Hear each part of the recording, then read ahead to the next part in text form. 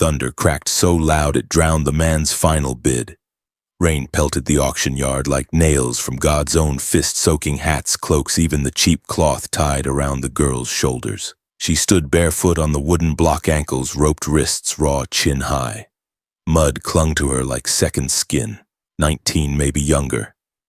Eyes dark with defiance, not despair. The kind of stare that dared the storm to break her. The crowd, mostly miners, trappers, and 2 saloon owners, jeered when the bidding reached $30. "She ain't worth more'n a mule," someone spat. But the tall man near the edge didn't flinch. He looked like he hadn't smiled in years, maybe ever. Wide brim hat low over his brow, duster dripping, water boots sunk deep in the muck. He raised a single gloved hand and said 40. No emotion, just a number. A gasp rippled. One of the saloon men, flabby and red-faced, bellowed, 45. The girl flinched. The tall man looked once at the girl, then at the auctioneer, then said 50. Final. The saloon man cursed and stumbled back toward his carriage. The hammer dropped. Sold to the man in gray. The girl didn't cry. She didn't even blink.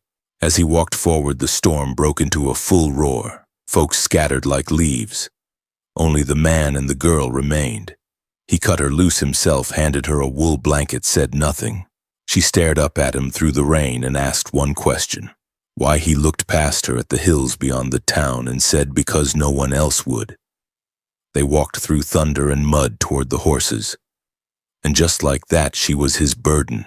Or maybe he was hers. The McCrae ranch sat in a valley the sun seemed to forget. Hills curved like folded arms around it, and the wind moved through the tall grass like breath through a dying man's lungs. 20 years ago, it was a proud place, 14 hands working, cattle children laughing by the creek, smoke from the big house chimney curling warm into blue skies. Now the barn leaned like an old drunk, the fences sagged, and the well creaked each time the wind leaned too hard. Silas McCrae kept it alive out of something deeper than pride. Guilt, mostly. Regret that soaked into the beams and dirt like blood. He didn't say much on the ride home. The girl didn't either. She held the blanket around her like armor, eyeing the trees for threats that weren't there. Her hands were small and cracked. Her mouth was set. When they reached the ranch, he offered her the bunkhouse. Ain't much, he said, unlocking the door, but it's yours, not mine. Yours? She stepped inside, looked around once, then turned back and asked, "What's the catch?" Silas leaned against the post, rubbing the scar on his palm where a branding iron once slipped. "No catch. You work if you want, or leave when you feel able. Just don't burn the place down." He tried a half smile. It died fast. She didn't return it. "What do I call you?" she asked. "Silas. You buying more girls, Silas?" The question hit harder than any punch. He stared at her, rain still dripping off his hat. "No." "Then why me?" Silence stretched between them, thick as the dusk. Finally he said, "Maybe I owe more than I can ever pay back," and walked off. Inside the main house, everything was too neat, like time had stopped years ago. On the mantel sat 3 items: a rusted pocket watch, a faded baby shoe, and a tin photo of a woman holding a newborn. All worn, all dustless. He lit the fire and didn't eat, just stared into flame until sleep crawled up from the floor and dragged him under. He dreamed of a little girl again, running across the field, her giggle riding the wind. Then gunshots. Always the gunshots. And that face snarling, red-bearded teeth yellow with rot, disappearing into the trees with something wrapped in a child's shawl. Silas never caught him. Just found the blood trail, then nothing. Nothing but guilt. That was 10 years ago. In the morning, the girl had already started mending fence. No word, no breakfast. Just hammer in hand, sleeves rolled up, eyes narrowed. He watched from the porch, then went back inside. She worked through lunch, too. By sunset, she'd fixed 3 rails. When she finally came into the kitchen, dirty and sore, she asked, "Do I get supper?" He nodded and set out a plate of beans, cornbread, and coffee.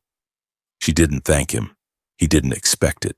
They sat in silence, eating across from each other, like 2 wolves forced to share a cave. That night, he placed a loaded shotgun by her door. No words, just leaned it there and nodded. She locked the door anyway. By the third day, she spoke more. Asked where the cattle went. He said they died in a dry summer. Asked why the barn roof sagged. He said it gave up. Why haven't you? She asked. That one he didn't answer, just walked away. She never asked his past. He never asked hers. But each day the fences stood straighter, the land breathed easier, and something in him began to ache less, like an old wound rubbing against fresh skin. She called herself Fern. No last name, no place of origin. Just Fern. It sounded like a lie, but Silas didn't press. Truth, he figured, comes when it's ready, and pushing just drives it deeper underground. She moved like someone who'd slept with one eye open for years. Her steps were silent, hands always busy stacking wood-fixing hinges, even sewing the ripped hem on one of his old coats without being asked. She didn't speak unless spoken to, and even then her answers came like stone chips, sharp, brief, and cold. On the 6th morning, Silas caught her staring at the old family photograph above the mantel. His wife Marion holding baby Clara. Fern looked at it like it held a secret, like she was reading a story written in someone else's sorrow. "You got ghosts in here," she muttered. "Don't we all?" he said, not looking up. She left the room. Fern spent most of her time outside. She liked the orchard, what was left of it, and sat beneath a dying pear tree after chores, tracing patterns in the dirt with a stick. One day, Silas approached her with a saddle blanket in need of repair. She looked up, squinting against the sun. "You want it neat or quick, whatever won't spook the horse," he said. She cracked a grin, small, fast gone in a blink. First time he saw her smile. He handed her the blanket and walked away slower than usual. That night she left a cleaned rabbit on the porch with a note, "Owed you a meal."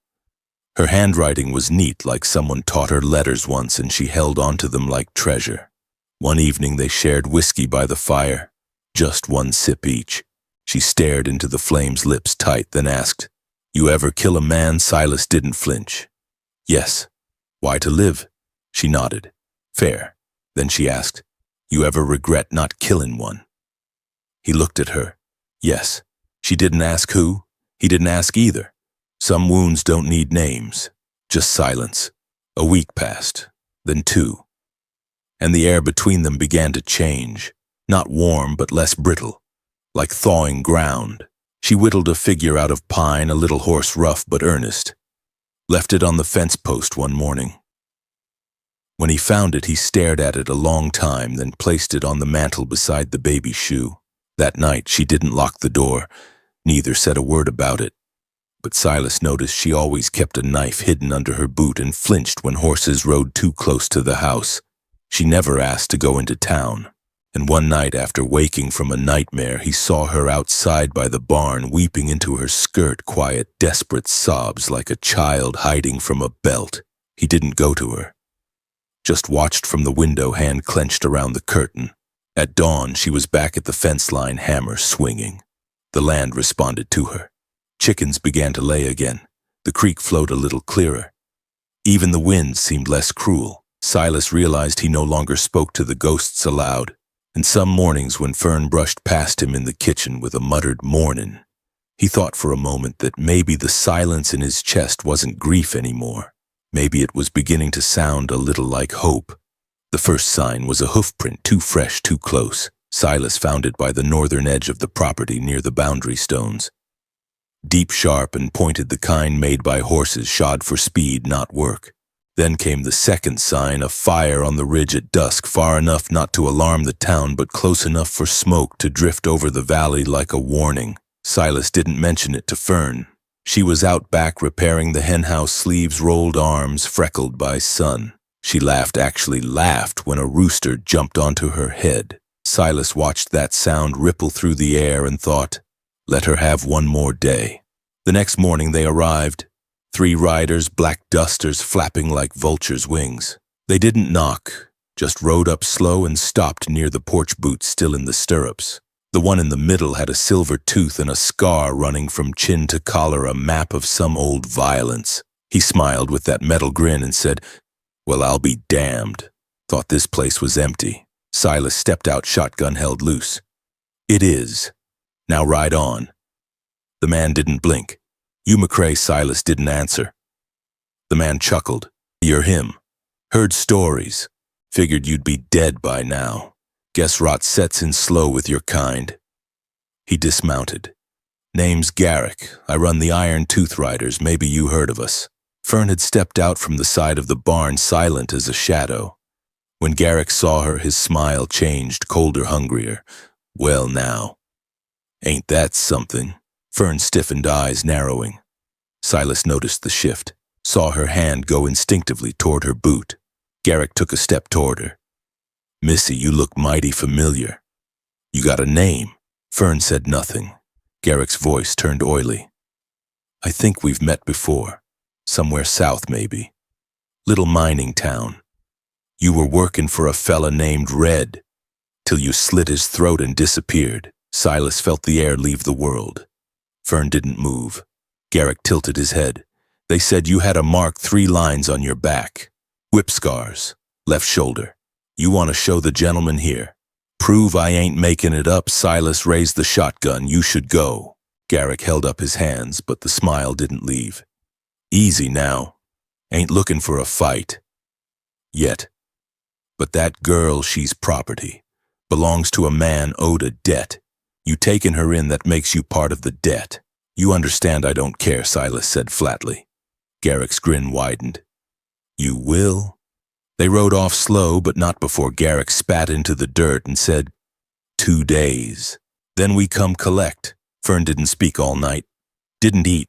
Just sat on the floor of the bunkhouse, knife clutched to her chest, shoulders shaking. Silas brought her water, but she didn't even glance his way.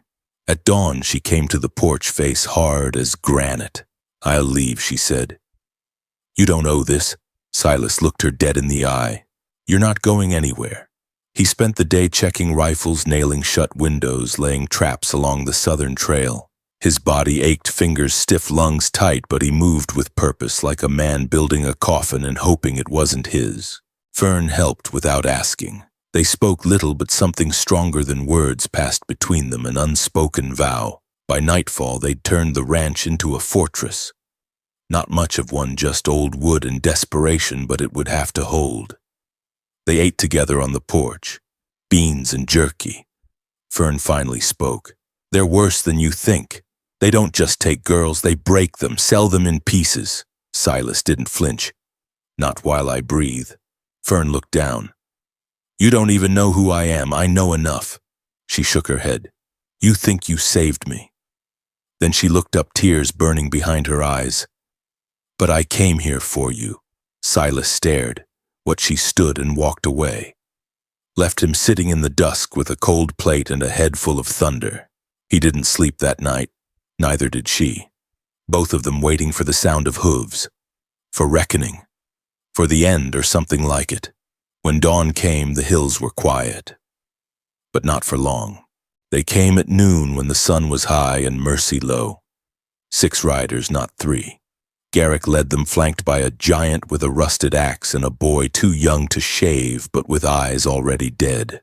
Their horses kicked dust clouds up the valley, the kind that preceded slaughter. Silas stood by the barn, rifle in hand, hat low, shadow stretching long across the dry earth. Fern crouched inside the bunkhouse, watching through a cracked shutter knife strapped to her thigh, rifle loaded beside her. They'd set signals. 3 hammer knocks on the water trough meant fall back, 4 meant run. Neither planned to use the 4th. Garrick didn't dismount this time. Just pulled up in front of the porch and spat. Well, preacher, he drawled, you ready to give up the lamb? Silas stepped forward. Turn around. Garrick sighed. I was hoping we could be civilized, but hell, I like noise. He raised a hand. The gunman dismounted, spread wide, circled the barn, the bunkhouse. One lit a torch. Silas fired first. The man with the torch dropped, screaming, shoulder blown apart. Then chaos. Gunfire cracked the air open like thunder splitting sky. Fern popped the window and dropped the boy with a clean shot to the throat. He died without a sound. Silas moved like a ghost, reloading smooth, shifting angles, picking off one rider with a shot to the knee, then finishing him as he screamed in the dust. The big man with the axe charged the porch. Silas met him halfway, slammed the butt of his rifle into the man's temple, and both fell hard. The giant rose first, swung the axe. Silas rolled, caught a gash across the ribs, blood pouring warm and fast. He pulled his sidearm, fired twice, chest, then neck. The man dropped, twitched once, then lay still. Smoke rose from the far side of the barn. They'd set it aflame. Fern scrambled out the back, circled wide, and knifed a shooter trying to flank. He gasped, tried to speak. She pushed the blade deep, her eyes locked on his until his stopped moving. Her hands shook just once, then steadied. Only Garrick remained. He stood in the clearing, gun still holstered, watching the fire crawl up the barn roof like a hungry beast. "Well now," he called out, "ain't this a goddamn story?" Silas stumbled from behind the porch post, bleeding hard, pale. "It's over," he rasped. Garrick shook his head. "Not yet." Then he drew fast, but Fern was faster. Her shot ripped through Garrick's shoulder, spinning him sideways. He screamed, fell to his knees, dropped the gun. Silas limped forward, revolver aimed dead at his heart. Garrick looked up, blood on his teeth. "You won't do it," he wheezed. "You ain't that man no more." Silas hesitated, then lowered the gun. Turned to Fern. "You choose." She walked forward slow, knees muddy, face streaked with soot. She looked down at Garrick, the man who'd carved her back, sold her friends, hunted her like game. Her hand trembled. "No," she whispered. Then she kicked his gun away, turned and walked back toward the ranch. Garrick laughed behind them. "You think this ends here," he spat. "There's more. There's always more. You can't kill all of us." Silas looked down at the fire eating the barn, looked at Fern, then back at Garrick. "You're right," he said, and shot him once through the head. The silence after was total. No birds, no wind, just smoke and blood and breath. Fern didn't flinch. She just walked over to the porch steps and sat. Silas sank down beside her, wincing. "You're bleeding bad," she said. "I've had worse," he lied. She looked at him, really looked. "Why'd you come for me?" He leaned back against the post, coughed. "Because I thought you needed saving." Fern stared at the horizon. "I did." Then quieter. "But so did you." The fire burned itself out by dusk. They buried the bodies in the north field. No markers, just silence and dirt. That night, Fern wrapped Silas's ribs with linen strips, hands gentle. He winced, teeth grit. She whispered, "Don't die." He didn't promise anything, just held her hand a second longer than needed. In the dark, with only the stars watching, she told him her real name wasn't Fern. But she didn't tell him what it was. Not yet. Let it wait. Let the wind carry away the blood and ash first. Let the earth forget the screams. And in the stillness that followed, two broken lives, stitched together by pain and gunfire, began slowly to hold. A week passed before the wound on Silas's side began to scab over.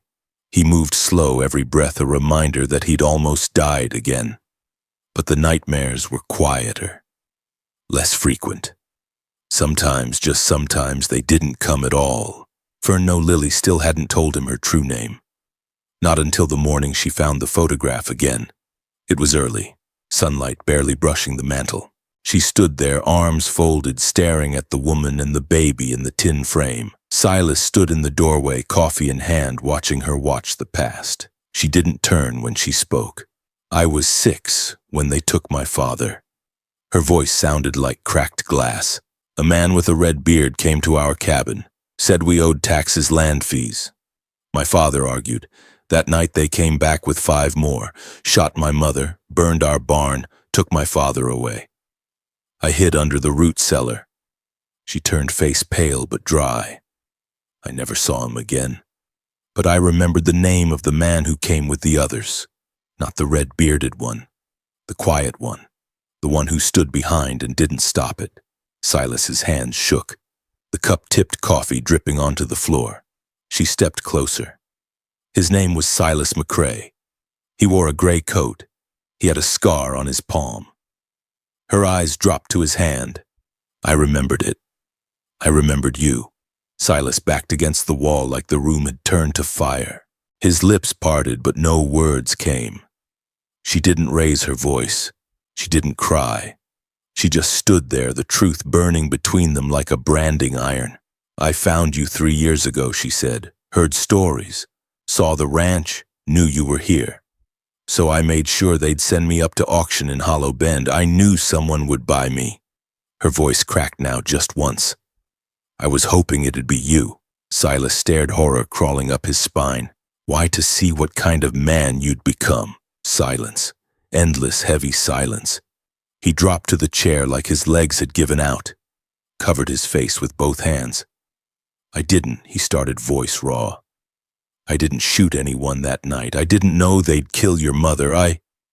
You were there," she said. "You didn't stop them. I was young. I was scared. They promised me land. They gave you this place." He looked up at her guilt-carving trenches in his face. "I never wanted it like that. I tried to forget. I tried to bury it." Lily, her name now full, stepped forward. Her fingers trembled as they reached into her skirt pocket. She pulled out a small wooden token, worn and round. She held it out to him. He stared, then took it with shaking hands. It was a button, from a child's dress. The thread still attached was pink. "I wore that the night they came," she whispered. "I've kept it every day since, as a reminder." Silas closed his eyes. Tears slipped through cracked lids. "I don't know how to fix what I did." "You can't," she said. "But you can stop pretending you were the victim." He nodded slowly. "I should hate you," she said. "I did for a long time.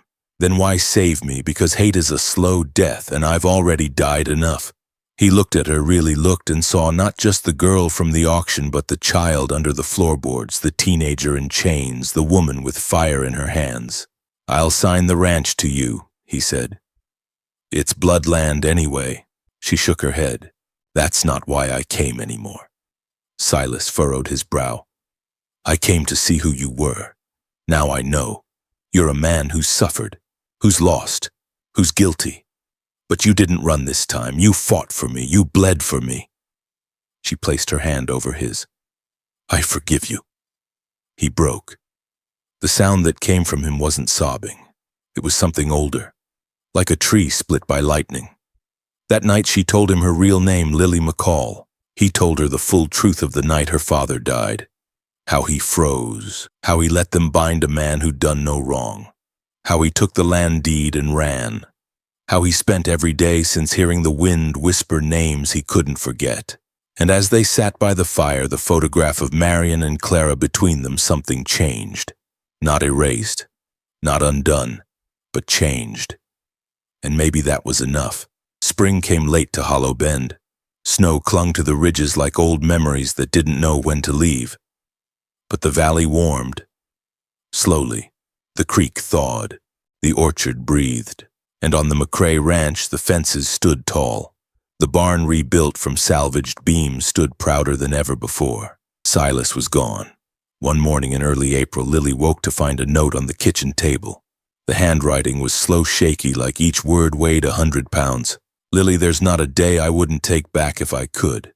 But maybe a man can leave something good behind even if he started bad. The land is yours now. It always should have been. There's a will with the town clerk. I signed it clean. No one will contest it. I'm going north. Somewhere quiet.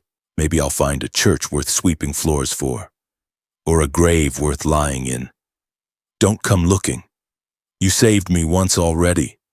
That's enough.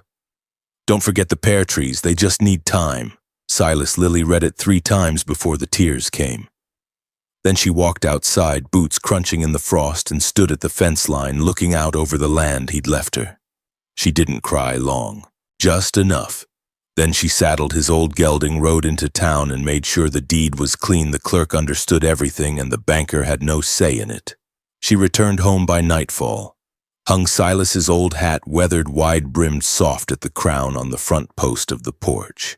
Let it sway in the breeze like a flag, like a memory. People talked.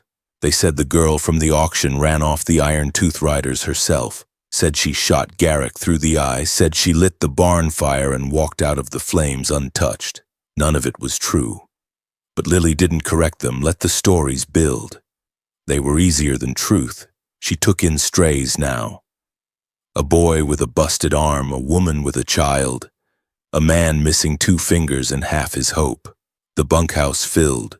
The fields turned green. Some nights she'd sit by the fire carving little horses from pine, leave them on the fence posts for no one, or maybe for Silas wherever he'd gone. Sometimes the wind carried voices down the valley. She listened to them all, and when she prayed, it wasn't to forget. It was to remember and still forgive. One morning a stranger arrived. Said he'd known a man named Silas up near Helena. Said the man helped fix the roof on a church, left a Bible with a blood stain on the last page. Said he died quiet in his sleep, one hand on his chest. Lily nodded, thanked him, closed the door. She didn't cry. She walked out to the porch, stood beside the old post, looked at the hat still hanging there soft in the spring breeze, and she whispered, "You were a good man in the end," then turned back toward the house. A little girl peeked through the window, waving at her. Lily smiled, and the wind rising soft through the trees carried away the last of the blood. The next winter, a rider paused at the McCrae fence, saw the hat, asked who was he. The boy beside him shrugged. "Don't know, but I heard he saved a girl once. She saved him right back." Then they rode on the sun warm against their backs, and the legend of a quiet man and a labor girl rode with them into the wide, forgiving West. If this story left a mark on you, if Silas's redemption or Lily's strength stirred something deep, then ride with us again. Hit that subscribe button, leave a comment below, and share this tale with someone who believes in second chances. There's more dust, more blood, and more quiet legends waiting just beyond the horizon. We'll see you on the next trail. Next.